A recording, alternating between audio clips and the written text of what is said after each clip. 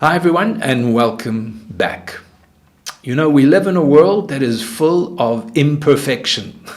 I'm talking about people.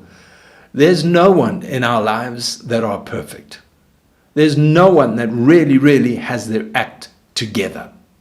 We're looking at people who are weak and fallible in themselves. And sometimes we can be so caught up in other people's struggles and situations that we forget where we are. We can become critical. We can become judgmental. Even in the church, even when we look at church leadership, even in our families, we can have an expectation of other people and it's just not right. You know, we're warned in the book of Ephesians that Paul says, be angry, but do not sin. He goes on to say, do not let the sun go down on your wrath. In other words, when we see something that affects us or offends us or hurts us or disappoints us, don't allow that situation to dwell in you.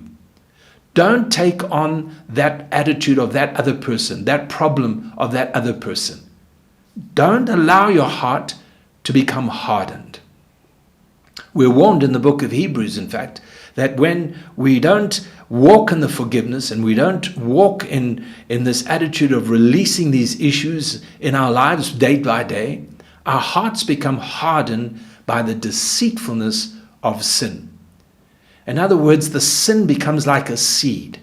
You say something, it hurts me, and this seed stays in my heart and it grows roots, and before I know it, I'm in big trouble. Jesus told the disciples, before you take or try to take the splinter out of somebody else's eye, take the tree out, the log, the plank out of your own. So yes, when I look around the world and I look around my family in the church, I see things that maybe I don't agree with, I don't approve of, things that I think, whoa, that's terrible, that's wrong. But you know what? I need to look at the state of my own heart in all of this. I cannot allow myself to become critical. I don't want to judge other people. I'll need to have faith in my heart that what that person is, God will help them. God will deal with them.